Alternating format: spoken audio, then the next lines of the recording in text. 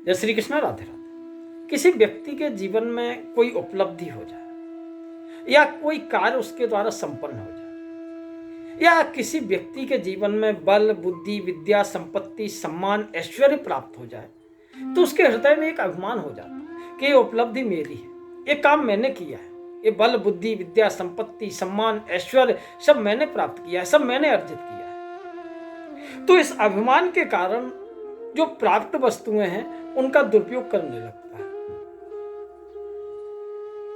तो क्या होता है, उस व्यक्ति का पतन हो जाता है। कृष्ण भगवान तो कहते हैं कि जो भी प्राप्त है तो कोई कर्म अगर करना है तो कैसे करना है, तदर्थ कर्म कौन्ते मुक्त संग समाचारा, बिना आसक्ति के, बिना कोई अभिमान के, बिना फलेच्छा के उस कार्य को संपन्न।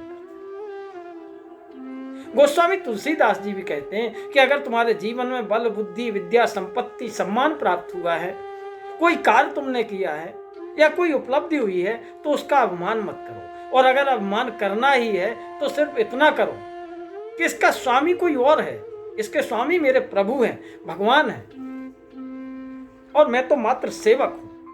तो हमें इन वस्तुओं का सदुपयोग करना है ताकि हमारे स्वामी प्रसन्न रहे।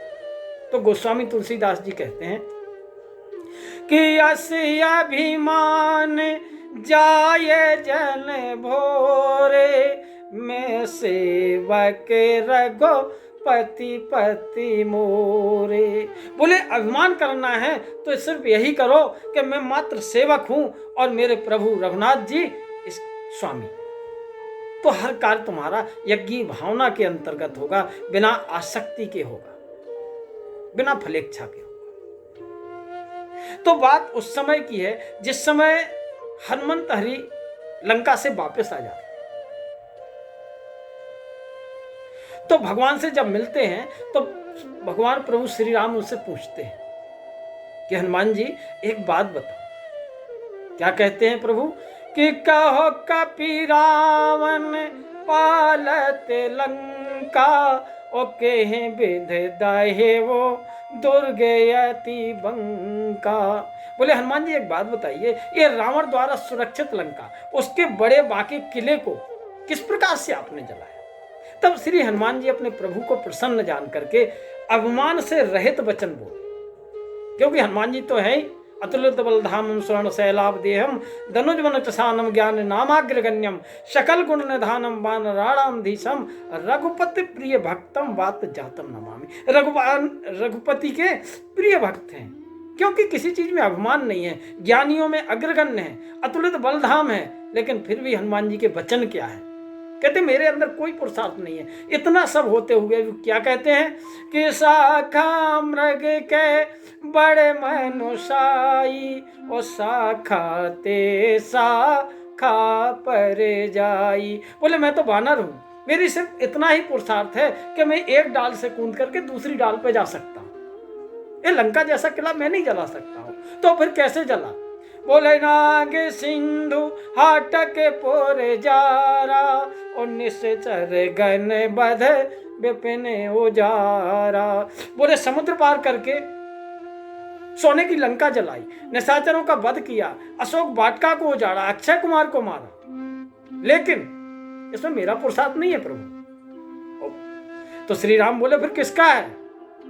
तो बोले सो सब तवो प्रतापी रघुराई, और नाथ न कछु मोरी प्रभुताई। बोले ये जो भी है, ये जितना भी किया है, ये सब आपका प्रताप है। तो सेवक को अपने स्वामी के गुण, गौरव एवं बल, पुरुषार्थ आदि पर पूर्ण भरोसा होना चाहिए और सदा ध्यान रखना चाहिए कि मैं ऐसे स्वामी का सेवक हूं कि मेरे कारण उनके गुण और गौरव पर किसी प्रकार की आँच ना आए। ऐसा अभिमान होना चाहिए हमेशा कि मैं उनका सेवक हूं, वो मेरे स्वामी हैं। तो मनुष्य संसार में आया है, जो कुछ प्राप्त हुआ है भगवान की कृपा से हुआ है, इसके मालिक भगवान है। लेकिन हम उनका क्या करते हैं, दुरुपयोग करते हैं, बल का, बुद्धि का, विद्या का, संपत्ति का, इस शरीर का। और जब हम ये अभिमान करेंगे, जब ये सोच लेंगे कि ये सब जो है मुझे प्राप्त हुआ है लेकिन इसका मालिक कौन है, वो प्रभु है, तो फिर इनका सदुपयोग करेंगे। जैसे हनुमान जी का अपना कोई स्वार्थ नहीं है, केवल अपने प्रभु की सेवा और प्रसन्नता में ही प्रसन्नता मानते हैं।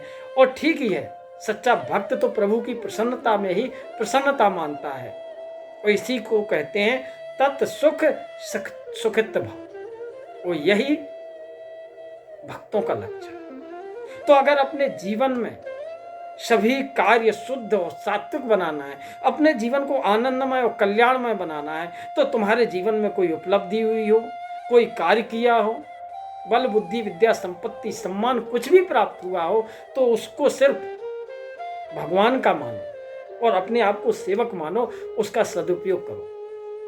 तो इस चौपाई को हमेशा याद रखो कि यस अभिमान जाय जन भोरे, मैं सेवक रघुपति पति मोरे। जय श्री कृष्ण राधा।